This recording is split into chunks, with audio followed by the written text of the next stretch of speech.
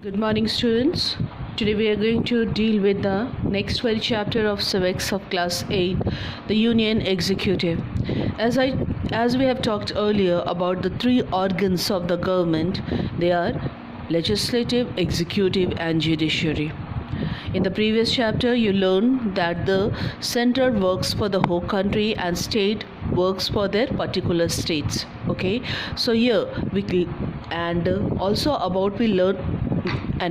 learned about the legislature. So what was the legislature? The law making, who make the law. The next very chapter is the union executive. So here, what is the union executive? The law made by the parliament are implemented by the union executive. The union executive comprise the president, the vice president, the prime minister, and the council of ministers. The president of India. India is a democratic republic in which the head of the state is the president, who is elected for the term of 5 years. The president, however, is a nominal head of the state. Real power is vested in the prime minister and the council of ministers.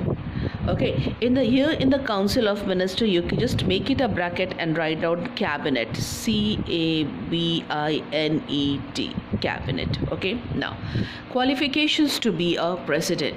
To be a president of India, a candidate must be a citizen of India and be at least 35 years of age. Qualified to be a member of Lok Sabha, must not hold an office of profit under the central, state, or the local government. This line says that he shouldn't be a government employee. Election. The President of India is elected by the Electoral College. Now here the Electoral College. What is the Electoral College? So Electoral College consisting of the elected member of both the House of the Parliament, means Lok Sabha and the Rajya Sabha, and the elected member of the State Legislative Assembly. Clear all of you? Once again, the President of India is elected by the Electoral College consisting. So what the Electoral College means? It consists of the elected member of both the House of the Parliament, means the Rajya Sabha and the Lok Sabha, plus the elected member of the State Legislative Assembly. Voting is done by the secret ballot. Now, term of the office. The President of India is elected for 5 years. Okay, he's having the time period of 5 years. He may be elected for another term by a convention. He does not seek election for the third time. The president can resign from the office by addressing a letter to the resignation. Okay, the President of India is elected for the 5 times. Okay, next, the president can resign from the office by addressing a letter of resignation to the vice president. The president may be removed from the office by the parliament by the process called impeachment. If the president has to remove by his office, the parliament has to apply. It is known as impeachment. Okay, next. Power and functions of the president. Executive power.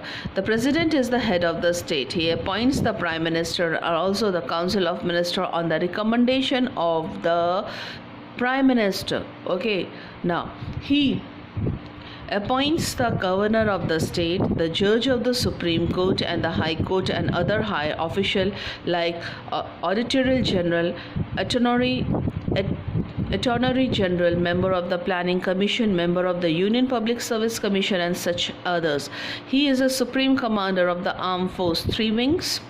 The prime minister has to keep his informed of all decisions taken by the council of a member. Means every of the important decisions are taken by the prime minister and the council of minister, and it has been informed to whom? To the president. Now, legislative power. The president summon and prorogue the session of the parliament. He can also dissolve the Lok Sabha on the advice of the Prime Minister. He addressed a joint session of the Parliament. No bill can be passed by the parliament or can become a law without the president signs. So any of the decisions taken by the prime minister and council of minister, unless and until it has been signed by the prime minister, it can't be a law. He can issue ordinance or the temporary law. Now here the word ordinance. What is the ordinance? Bache, you know that parliament used to sit, the sessions are there of the parliament, okay, the meetings are there, the 3 sessions are there in the parliament. But when the parliament is not in session, okay, when that time if any emergency arise, that time president can issue ordinance. It is having the value of law only, but when it is announced, issued when parliament is not in session, or the temporary law when the parliament is not in session. The president has a power to nominate 12 members of the Rajya Sabha and 2 members of the Anglo-Indian community to the Lok Sabha. Okay, now financial power. The president can grant advance for the contingency fund in case of unforeseen event. All bills are introduced in the parliament with the prior approval of the president. The budget is presented to the parliament by the finance minister in the name of the president. Okay, now judicial power. The president has authority to grant pardon, or to pardon means to leave out or to reduce the sentence on any appeal for mercy. He is not answerable to any court of law for his action while discharging his duty. He appoints the judge of the Supreme Court and the State High Court. All of you, please make the short notes. Any doubt, please call me. Thank you.